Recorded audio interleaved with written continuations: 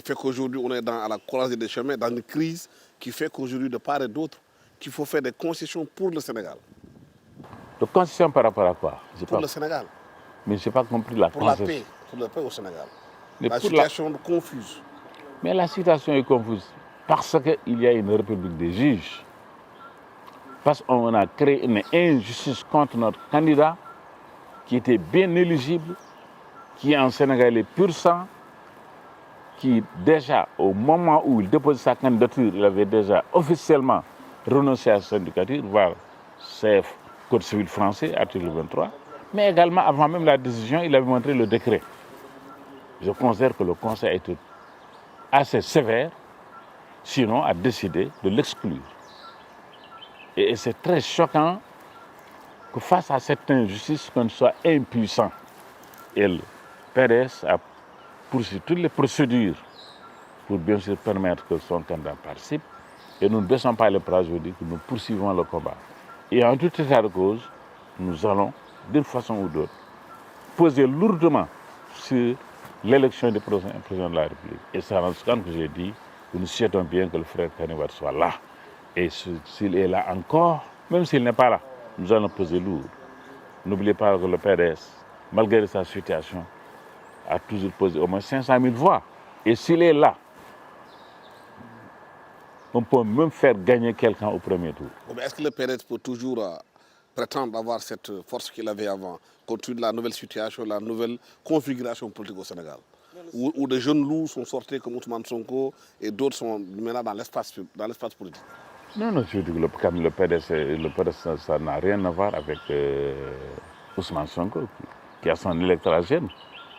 Et aux élections passées, Idriss Seck était deuxième, il était troisième. Mais entre-temps, c'est vrai, il y a eu beaucoup de choses sont passées entre-temps. Oui, beaucoup de choses sont passées entre-temps. Mais pour Karim aussi, beaucoup de choses, et le PDS. Parce que le PDS s'est non seulement renforcé, si je prends mon exemple, parce que ma mission était de ramener tous les cadres de la génération du Congrès qui étaient avec nous. Et pour l'essentiel, tous sont revenus. Beaucoup de cadres, beaucoup de jeunes, beaucoup de syndicalistes. Mais également, il y a d'autres comme moi qui sont également revenus pour renforcer le PDS. Ça, c'est une nouvelle situation. Donc le PDS connaît une nouvelle dynamique de renforcement autour du candidat Karim Wade, du fait de sa compétence. Alors, du fait qu'il soit un cadre qui est dans un pays des plus développés aujourd'hui du monde et qui exploite le pétrole et le gaz, le fait également qu'il ait eu un bilan extraordinaire lorsqu'il était ministre d'État au Sénégal. Et le fait également qu'il a été victime d'injustice de Macky Sall, avec la CREI, l'emprisonnement, l'exil, et également aujourd'hui victime justement du Conseil constitutionnel. Mais tout ça fait qu'il y a un élan de sympathie autour du PDS, de sa combativité et de son candidat Karim Wade. Pour cette raison, pour toute cette raison, le Sénégal vous de dites... l'extérieur. M. Karim Wade, depuis 12 ans, n'est pas au Sénégal, il n'est pas là. Est-ce que le fait qu'il soit absent sur l'échiquier politique sénégalais ne fait pas qu'il soit handicapé par ça? Le Sénégal dit oui, ils vont nous diriger, mais il est où?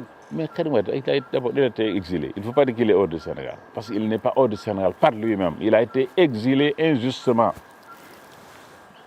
Et il est l'absent le plus présent. Rappelez-vous lors de... Vous venez de dire tantôt que sa situation a changé. Qu'est-ce qui l'empêche de venir alors? L'empêche de venir? Mais il attendait une opportunité, parce qu'il ne peut pas venir comme ça. Parce que d'abord, jusqu'à la pré-campagne, il était même interdit de faire des meetings. Il était interdit d'avoir des micros. Il était interdit de se rassembler. Comment imaginez-vous quelqu'un qu'on a exilé pendant 7 ans, 8 ans, qui revient, qui descend de l'aéroport et que personne ne peut l'accueillir et qu'il puisse faire la campagne? Donc voilà pourquoi il n'était pas venu à l'époque. Il avait décidé de venir et cette situation s'est créée. Et cette situation s'est créée, je dis qu'il va venir, en tout cas moi je suis sûr qu'il vienne, pour qu'on pèse lourdement sur cette campagne.